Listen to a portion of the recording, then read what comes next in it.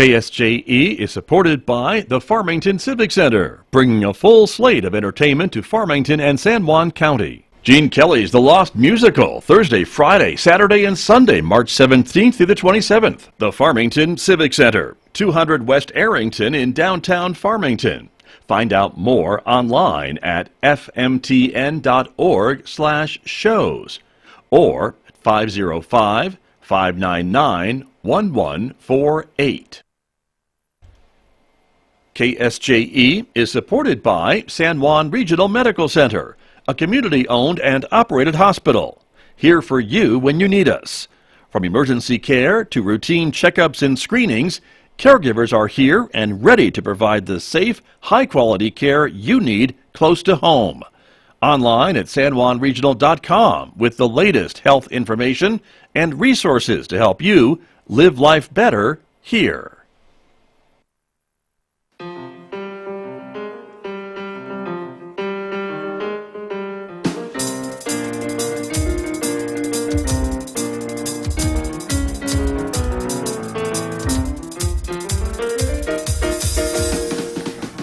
Good morning, everyone. I'm Megan Cullop, along here with Scott Michlin. Good morning, Megan Cullop. Hey.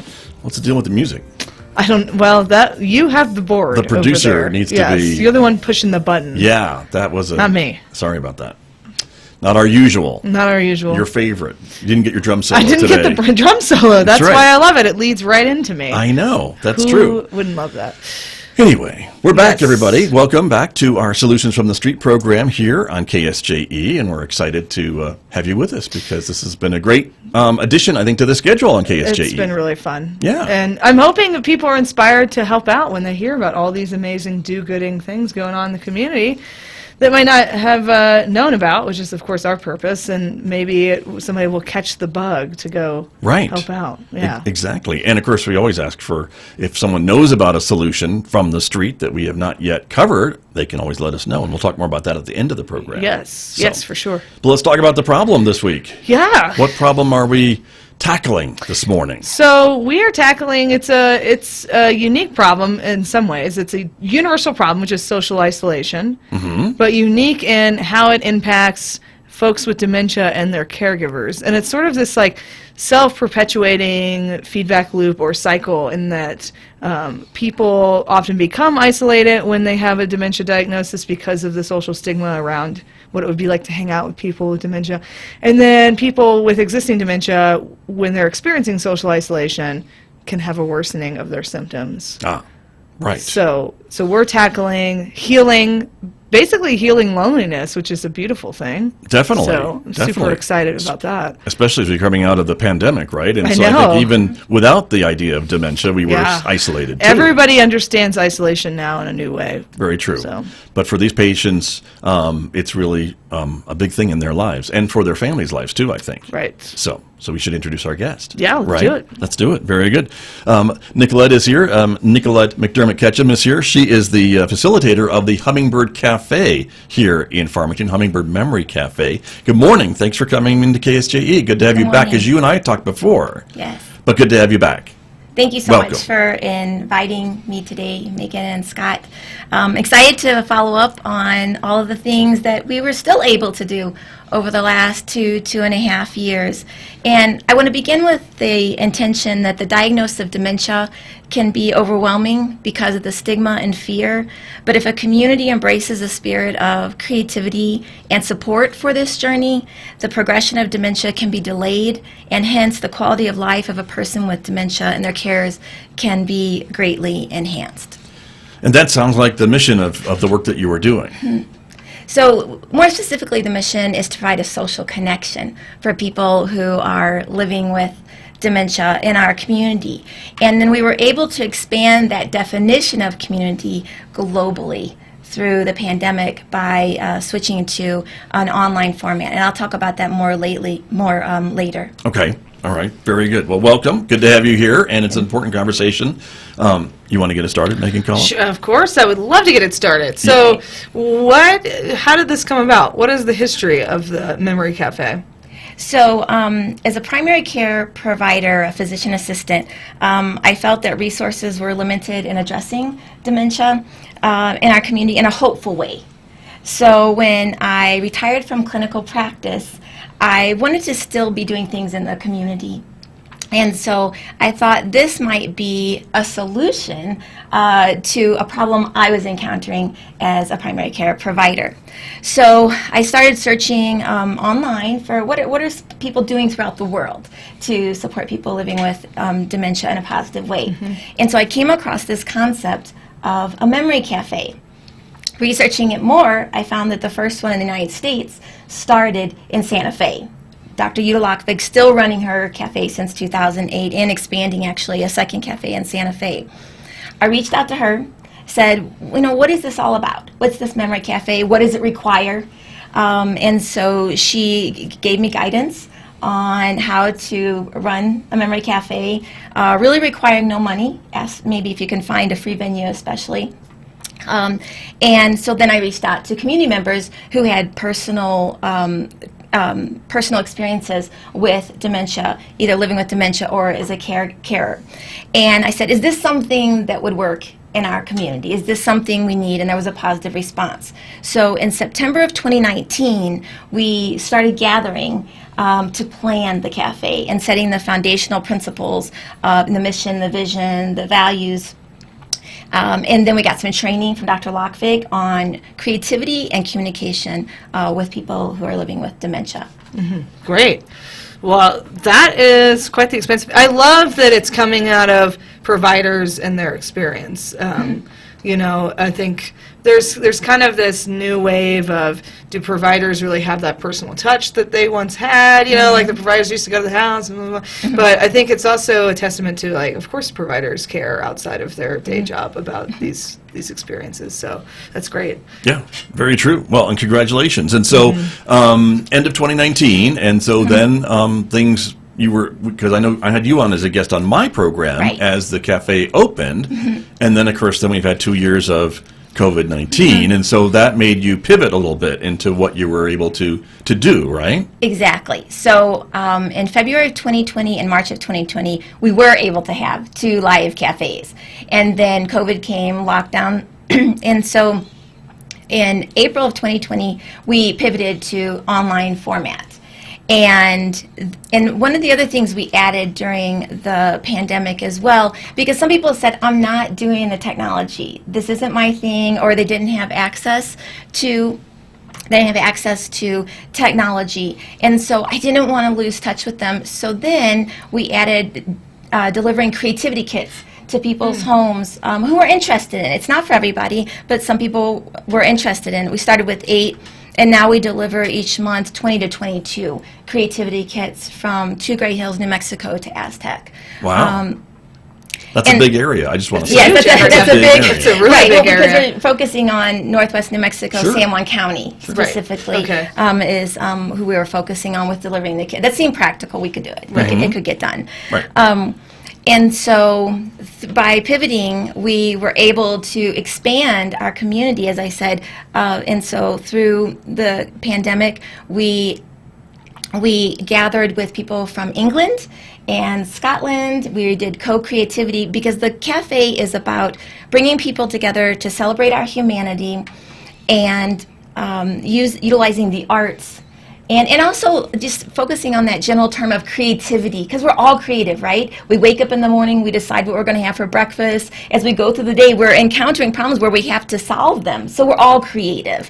And so focusing on that general theme of creativity, maybe in caregiving as well, being able to be improvisational in solving problems in the home when things are coming up, and just being creative in coming up with things to do during the day as a caregiver as well, especially during COVID, when we were, really isolating in our homes. So during COVID, we collaborated with Dementia Disco in Stockport, England. We collaborated with Music Memories, that is based both out of Texas and Scotland. And so they came and facilitated our cafe online. And so we revisited Music Memories of 1965.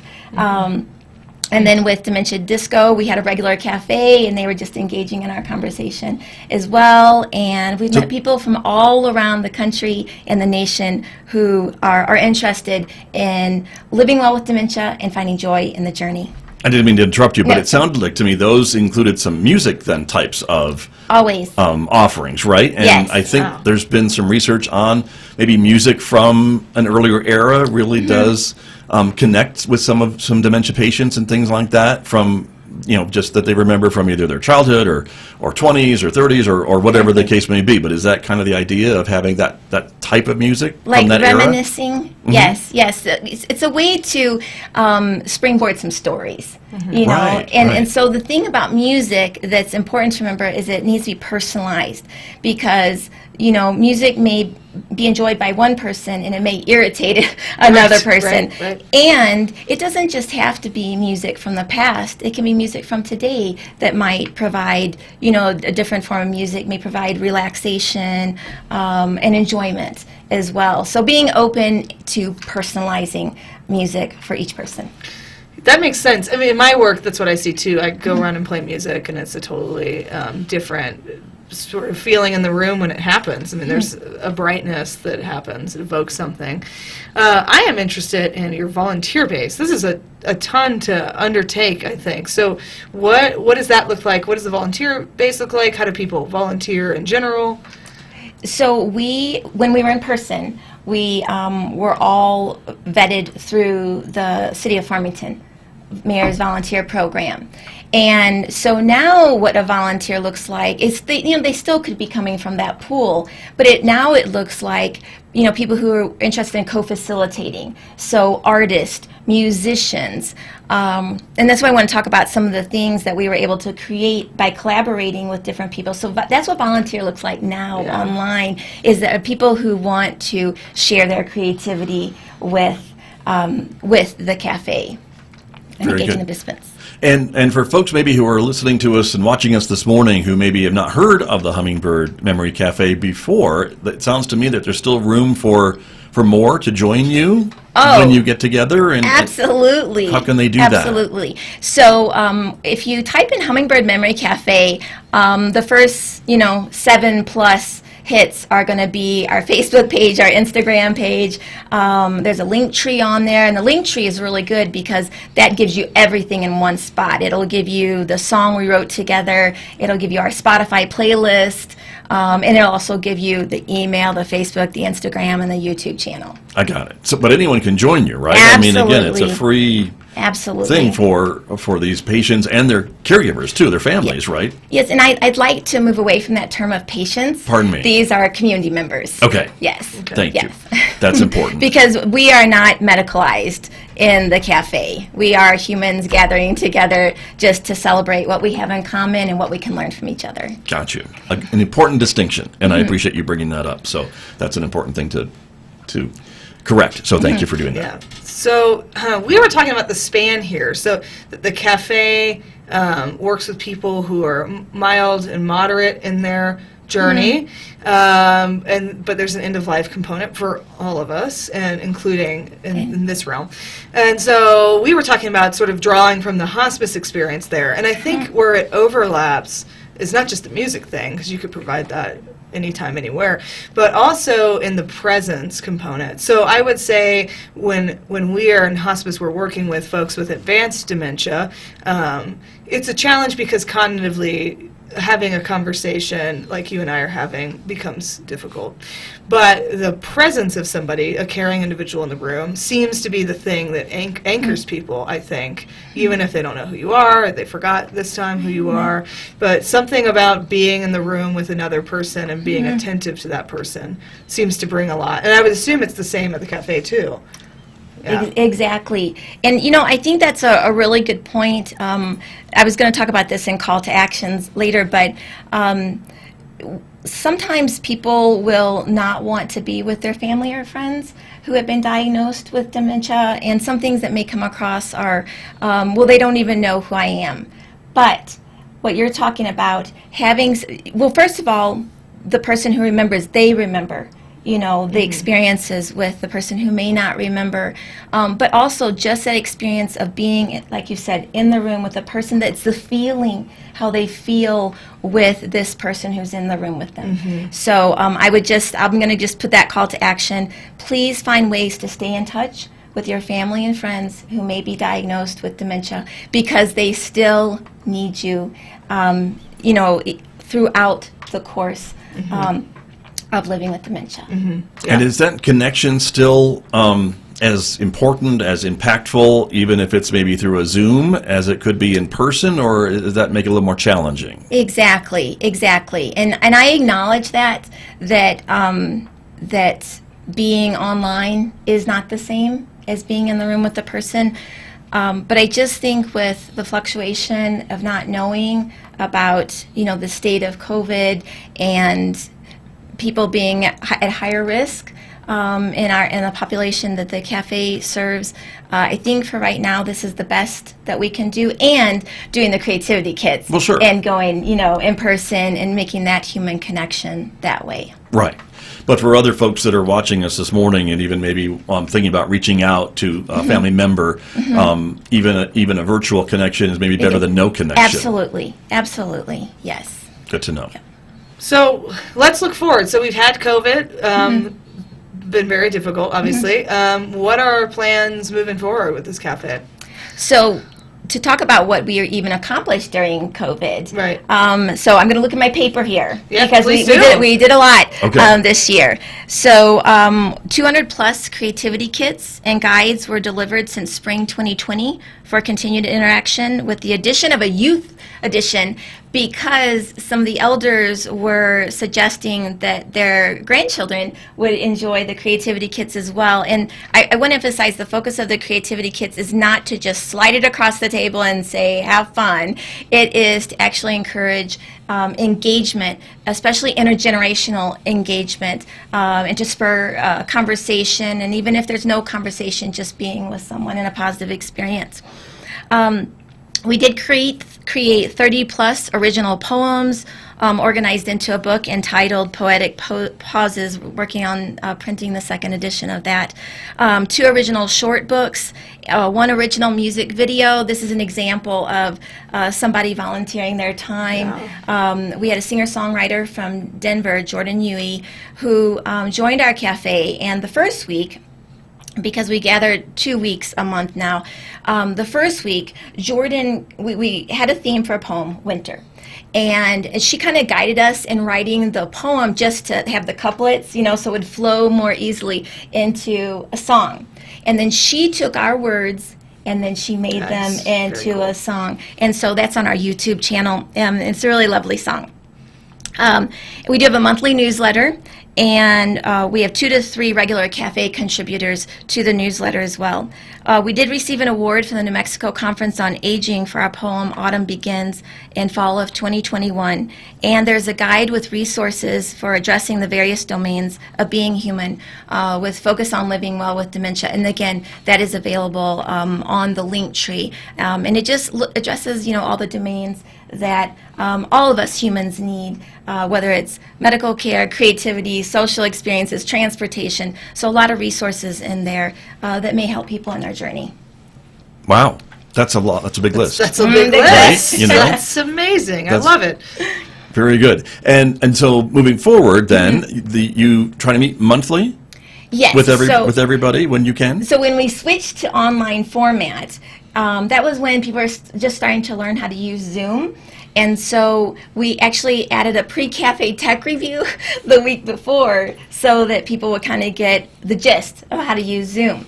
And so now moving forward, I think most people are comfortable with using Zoom. And so now the pre-cafe tech review, the first Wednesday of the month, 2 p.m. Mountain Time, is about previewing the cafe. So we still are engaging in creativity and in that, and then also previewing the creativity kit to give people ideas, about how to use the kit. And then we have our themed cafes the second Wednesday of each month, again 2 p.m. Mountain Time. Gotcha.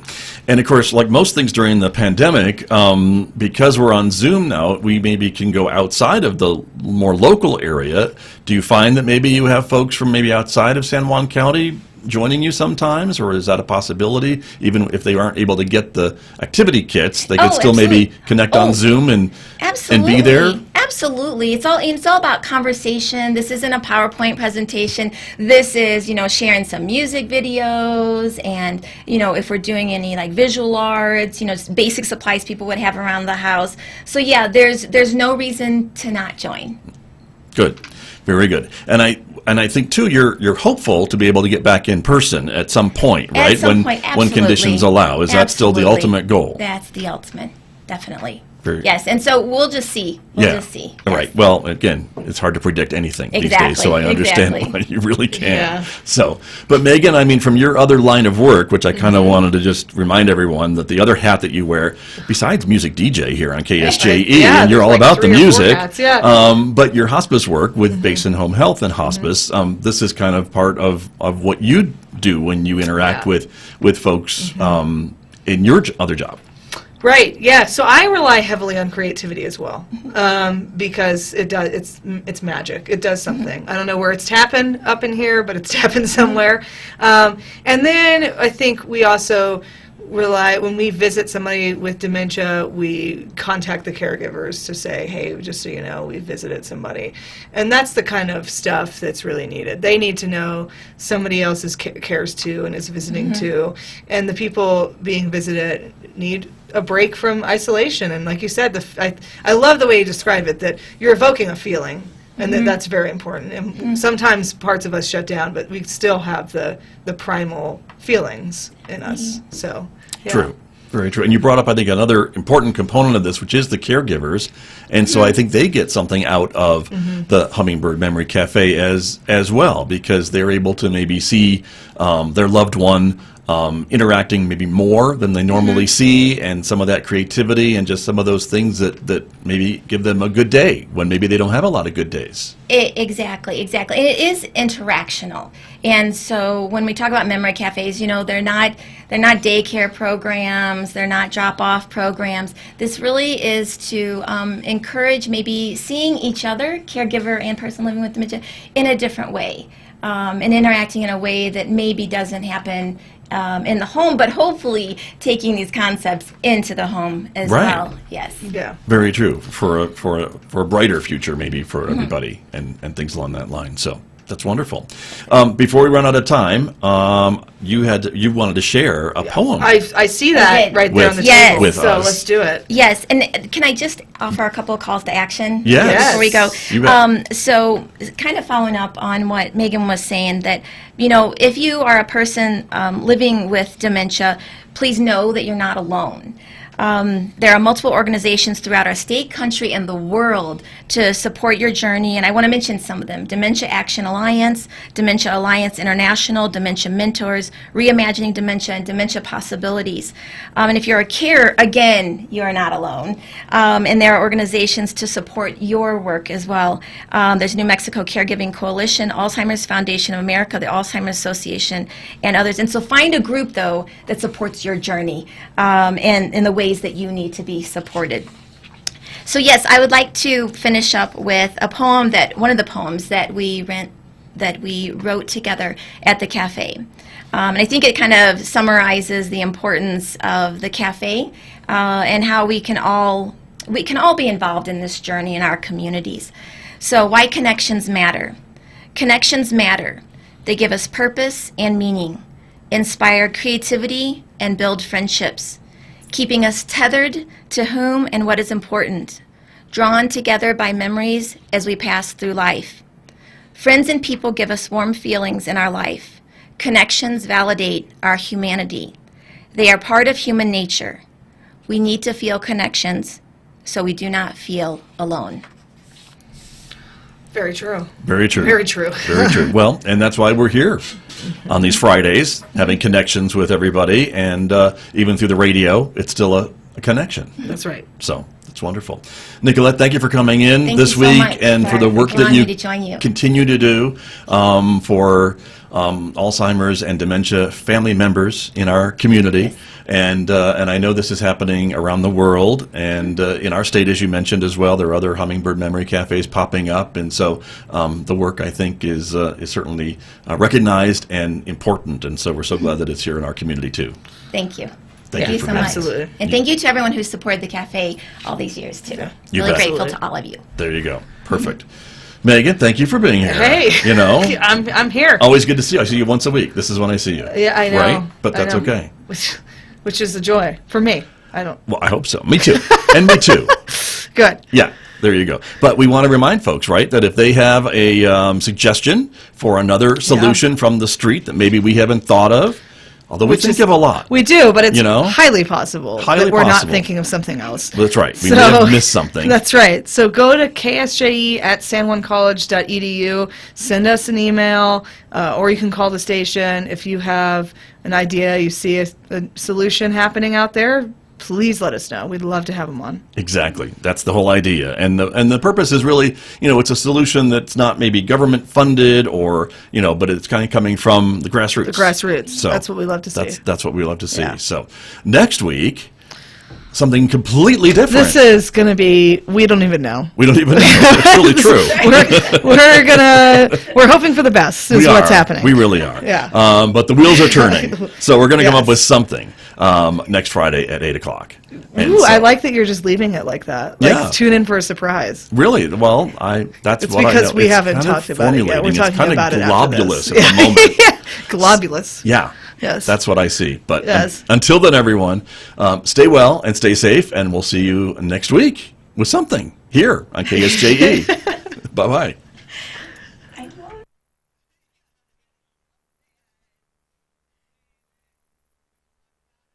KSJE is supported by the University of Denver Graduate School of Social Work Four Corners program. Proud to offer a Master's of Social Work degree in the Four Corners community. Application for the 2022-2024 cohort is open. Classes are taught Fridays and Saturdays in Durango. Find out more by emailing janelle.doughty, D-O-U-G-H-T-Y, at du.edu or at du.edu/socialwork/Four Corners. KSJE is proud to support the 11th annual Sassy Tortoise and Hare Run in downtown Farmington. 5 and 10K fun runs and a 1-mile stroller roll, beginning at 10:30 a.m. Saturday, April 2nd at Orchard Park. Music, food trucks, and more until 4 p.m. Find out more about the Sassy Run on runningguru.com. The Sassy Run is a fundraiser for Sexual Assault Services of Northwest New Mexico. KSJE and San Juan College present the Student Success Coaching Tip of the Week. Week 9, it's all about study. Knowing how to read a textbook, take notes in class, and use the library are all areas that will help you be more successful in the classroom. Setting up specific times in a day or during the week to study primes your brain by creating a routine, and over time, studying actually becomes easier as your brain is trained to learn in these moments. Research shows that having a designated spot for study that is well equipped with every tool you might need is best, as this too primes your brain for studying. Occasionally, college professors will tell you the information that will or won't be on an exam. Listen to them. They're sharing this information with you to save you time so you're not studying the wrong information for hours, and you can focus on the important points. If you're unsure about what to focus on while studying, send your professor a quick email to confirm or speak with him or her after class. The Student Success Coaching Tip of the Week, presented by KSJE and the Student Achievement Center at San Juan College.